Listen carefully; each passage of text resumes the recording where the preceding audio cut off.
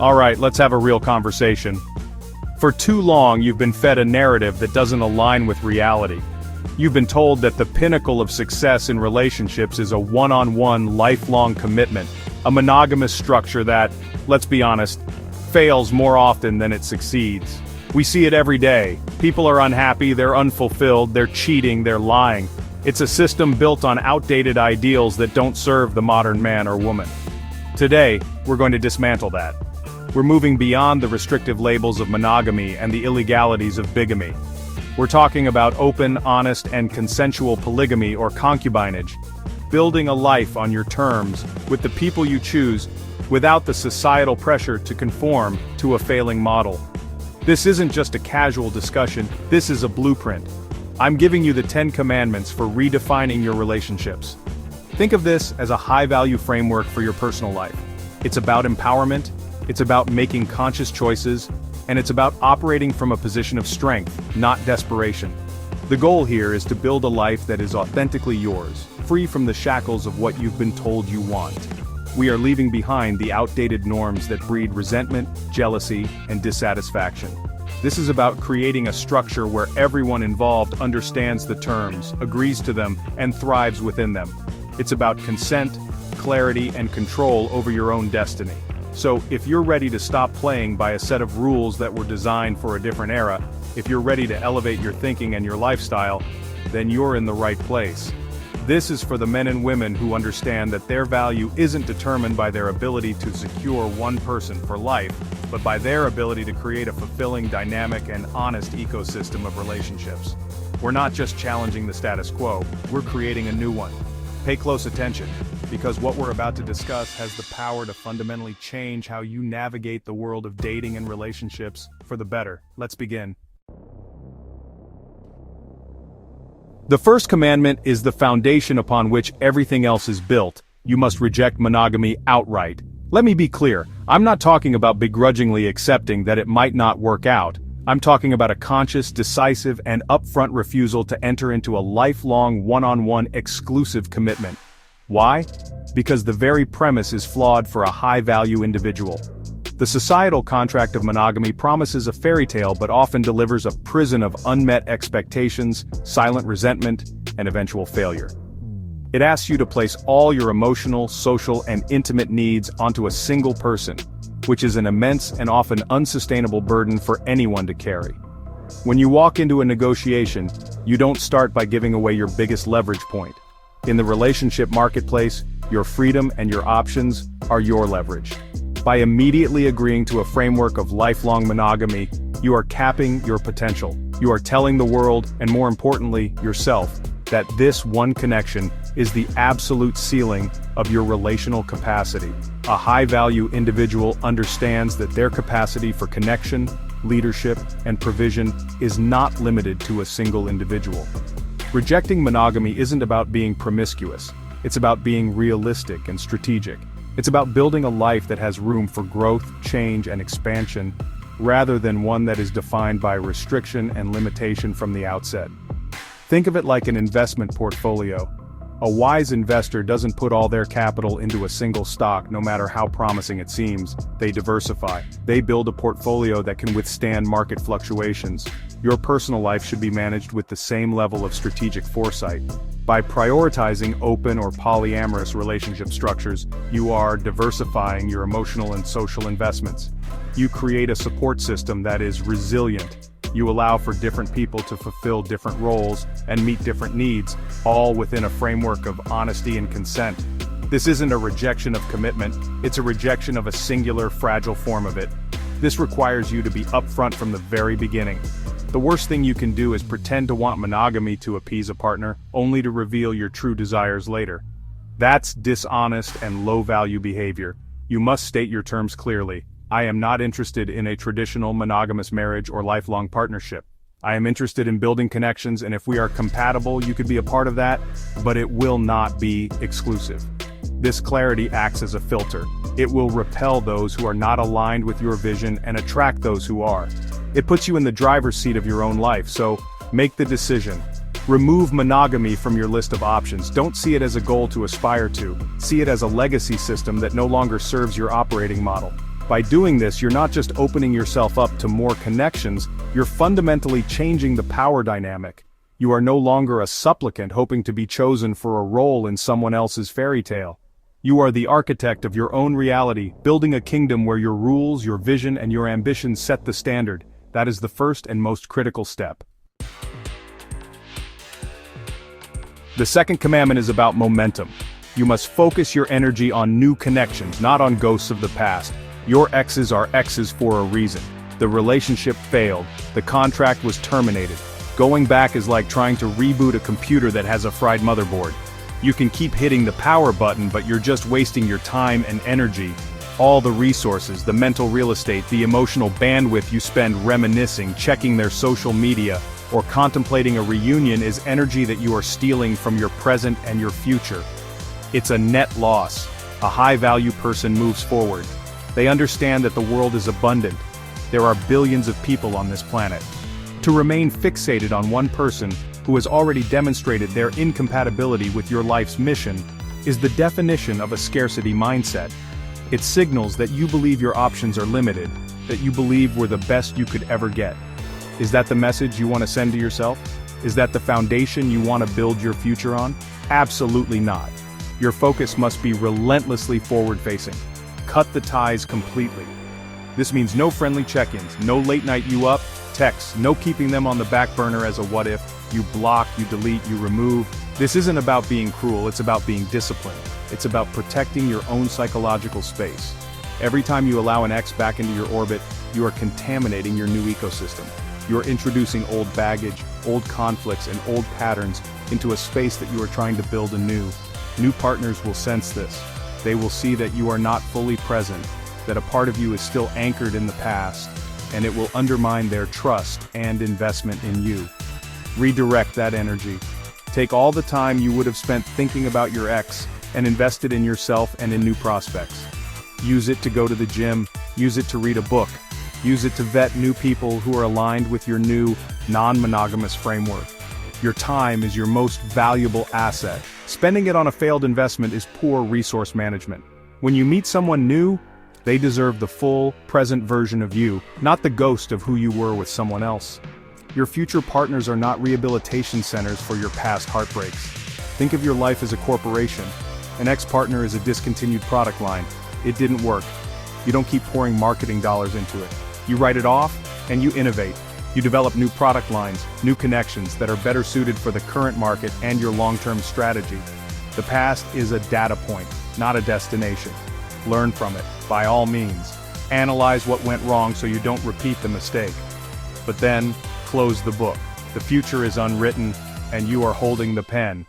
Don't let the ghost of yesterday smudge the ink of tomorrow. The third commandment addresses the single most corrosive emotion in any relationship structure, monogamous or otherwise, jealousy. You must actively eliminate it from your life. This has two components. First, you must not be a jealous person yourself. Second, and just as importantly, you must refuse to partner with anyone who exhibits possessive or jealous behavior. Jealousy is not a sign of love. Let me repeat that. Jealousy is not a cute, romantic indication that someone cares deeply. It is a sign of insecurity, a lack of trust, and a desire for control. It is poison. In a polygamous or open framework, jealousy is an immediate and absolute deal-breaker. The entire structure is predicated on the idea that a person can have meaningful, ethical connections with more than one individual. If a partner cannot handle that reality, they are fundamentally incompatible with the lifestyle. Their jealousy will manifest as constant questioning, snooping, emotional manipulation, and attempts to isolate you. It creates a toxic environment of suspicion that makes honest, open communication impossible. You will spend all of your time managing their insecurities instead of building your life. Therefore, you must view polygamy itself as a green flag, and a partner's acceptance of it as a screening tool. When you are upfront about your desire for a non-monogamous structure, watch their reaction closely. Do they become anxious, accusatory? Do they try to bargain with you, saying they'll tolerate it but will be unhappy? These are all red flags. A secure, high-value partner will either agree that this is a lifestyle they are also interested in, or they will respectfully decline because it's not for them. The person who tries to change you or guilt you into monogamy is revealing their own deep-seated insecurities. You must cultivate non-jealousy within yourself as well. This comes from an abundance mindset. You understand that another person's connection with someone else does not diminish their connection with you. It is not a zero-sum game. Your value is inherent. It is not dependent on being someone's one and only. A secure individual is confident in what they bring to the table. They know their worth, and they don't feel threatened by the presence of others. They see their partner's happiness, even if it's derived from multiple sources, as a positive thing, not as a threat to their own position. So make a vow to yourself. You will not tolerate jealousy, and you will not indulge in it. When you vet potential partners, ask them direct questions about their views on openness, freedom, and trust. Look for evidence of security and emotional maturity. If you sense possessiveness, if you see them getting insecure about your friendships or your independence, that is your cue to walk away. Building a successful polygamous life requires a team of emotionally stable, secure individuals. Anyone who brings the cancer of jealousy into your ecosystem must be surgically removed before it spreads. The fourth commandment is an active, ongoing practice. You must consistently embrace non-monogamy. This goes beyond the initial rejection we talked about in the first commandment. This is about the daily reinforcement of this principle in your thoughts and actions. It means you must fundamentally rewire your brain to stop defaulting to one-on-one expectations.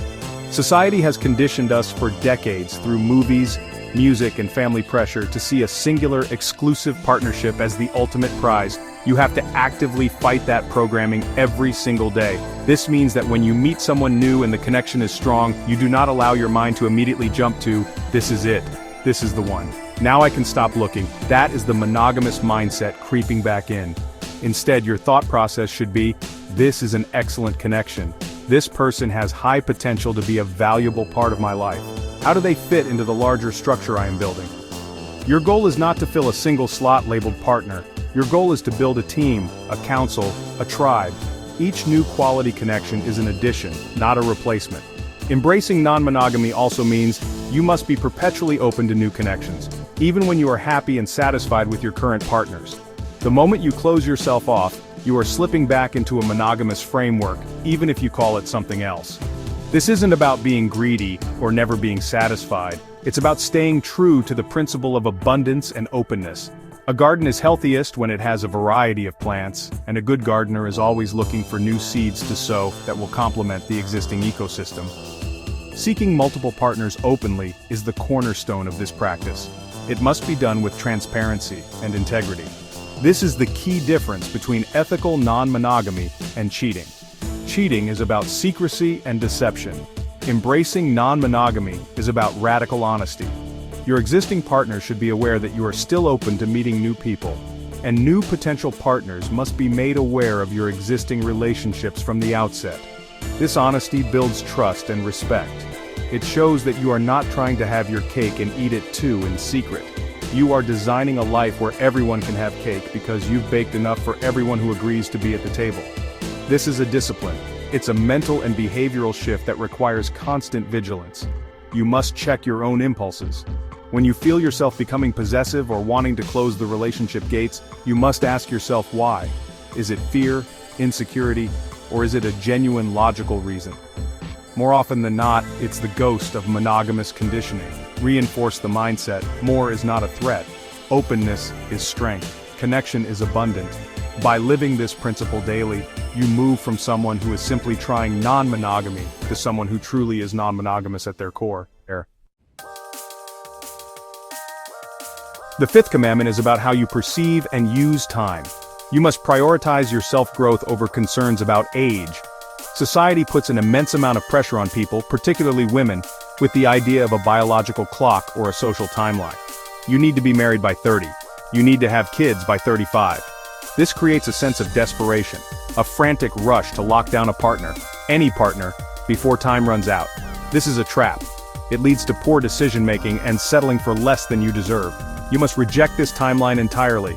Your focus should not be on a race against the clock to find a spouse. Your focus should be on a lifelong journey of self-improvement and building a diverse, rich life.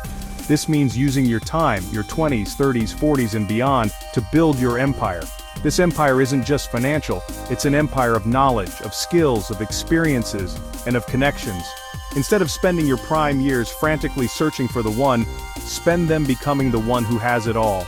Become more interesting, more skilled, more financially secure, and more emotionally intelligent. This process of self-growth naturally involves building diverse connections, and I don't just mean romantic ones. Build a strong network of friends, cultivate relationships with mentors, engage with your community, travel, learn a new language, start a business. A person who has a rich, full life is infinitely more attractive and has far more to offer in any relationship structure. They are not looking for a partner to complete them because they are already whole. They are looking for partners to share in their already amazing life. When you operate from this frame, age becomes irrelevant.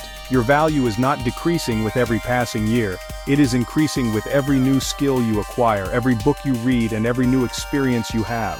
A 40-year-old who has built a successful career, traveled the world, is emotionally mature, and has a vibrant social life is infinitely more valuable than a 25-year-old with nothing but their youth and a desperate desire for a ring. Your value is a reflection of the work you put into yourself. So, let go of the anxiety about age. It is a social construct designed to create compliance and desperation. Your timeline is your own. Use your years to accumulate value, not to chase a deadline set by a society that doesn't have your best interests at heart. When you focus on building yourself and your world, the right people, multiple right people, will be drawn to the light you've created. You won't have to chase them. They will seek to be a part of the incredible existence you've engineered for yourself. The sixth commandment is a hard and fast rule of self-preservation. You will never, under any circumstances, reconcile with an ex who was unfaithful to you. This is non-negotiable. It doesn't matter how much they beg. It doesn't matter if they cry. It doesn't matter if they tell you they've changed. The act of cheating, especially in what was supposed to be a committed context, is not just a mistake. It is a fundamental betrayal of trust and a profound display of disrespect. It is a character flaw. When someone cheats, they are communicating several things to you. They are telling you that their momentary desires are more important than your feelings. They are telling you that their commitment to you is conditional. They are telling you that they lack the integrity and the communication skills to address problems within the relationship directly. They chose deception over dialogue. Why would you ever willingly re-enter a contract with someone who has already demonstrated such a catastrophic breach? It's like rehiring an employee you fired for embezzlement. It's illogical. This is where your self-worth is truly tested. Taking back a cheater is an act of self-abandonment. It sends a message to them, and more importantly to yourself, that you believe you deserve to be treated with disrespect. It tells them that your boundaries are merely suggestions, not requirements. It sets a precedent that you can be betrayed without consequence. Once you do that, you have surrendered all your power and self-respect in that dynamic. The relationship, if you can even call it that, will forever be tainted by suspicion and a fundamental power imbalance where you are the weaker party. Now some might say, but we are embracing non-monogamy, so what's the big deal? This is a critical distinction. Ethical non-monogamy is built on a foundation of radical honesty and consent. Cheating is the polar opposite. It is built on lies and a violation of consent. If the agreement was monogamy and they broke it, they are a liar. If the agreement was an open relationship with certain rules like using protection or informing partners and they broke those rules, they are a liar. The issue isn't the act of being with another person, it's the deception. Someone who is willing to lie and deceive is not a candidate for any kind of relationship, especially not a complex one like polygamy that requires even higher levels of trust and communication. So when that ex comes crawling back, as they often do, you must see it not as an opportunity for reconciliation, but as a test of your own resolve and self-worth.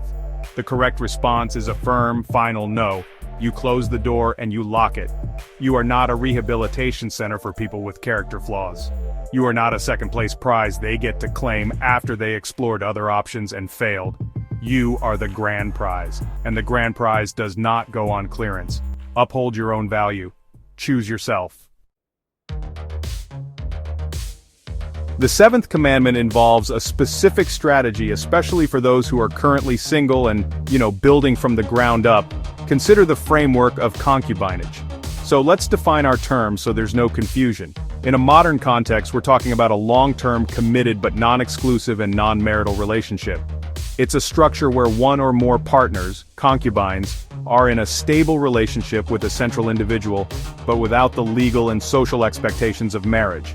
This is an explicit, consensual, and polygamous arrangement.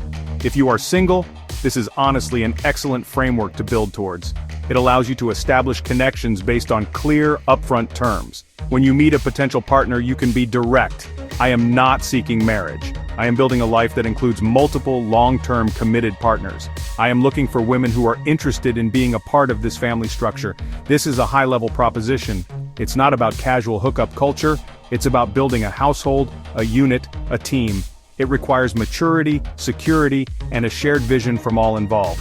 However, there is a critical caveat to this commandment. This strategy is primarily for those starting with a clean slate.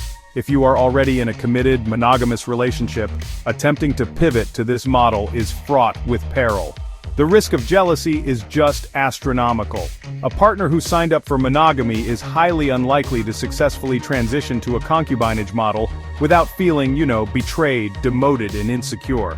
It's like trying to change the rules of a game in the final quarter. It breeds resentment and chaos. The reason it works from a single starting point is that consent is established from day one.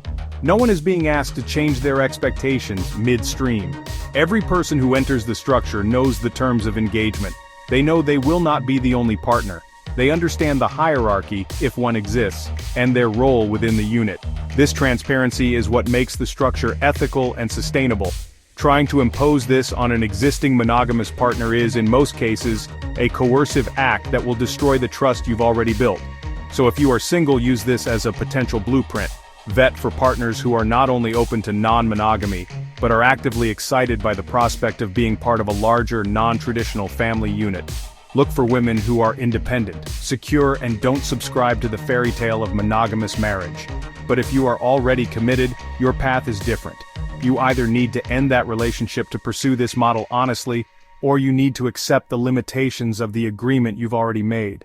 Do not try to force a square peg into a round hole. It will only cause damage to everyone involved. The 8th commandment is about honoring your foundations. You must respect maternal bonds. This means honoring your own mother or the primary parental figures who raised you. Now, this isn't about being a mama's boy or allowing your mother to dictate your life choices. This is about recognizing the wisdom, sacrifice, and unconditional support that often comes from that primary bond.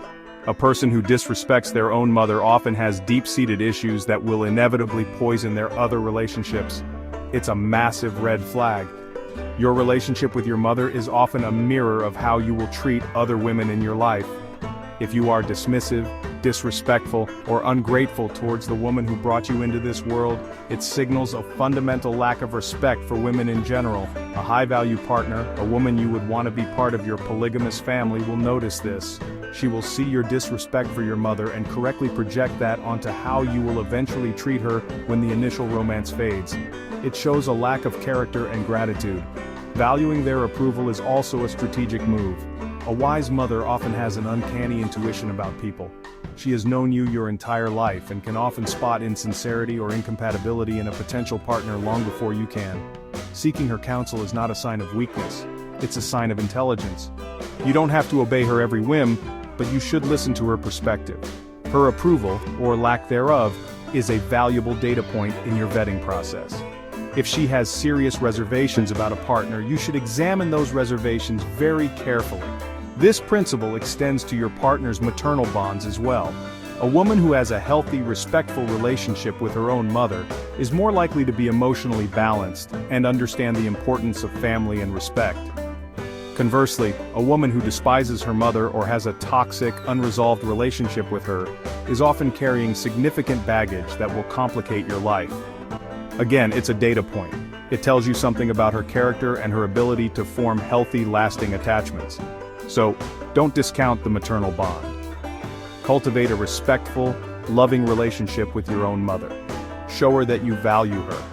When vetting partners, observe how they speak about and interact with their mothers. This isn't about finding someone who is best friends with their mom.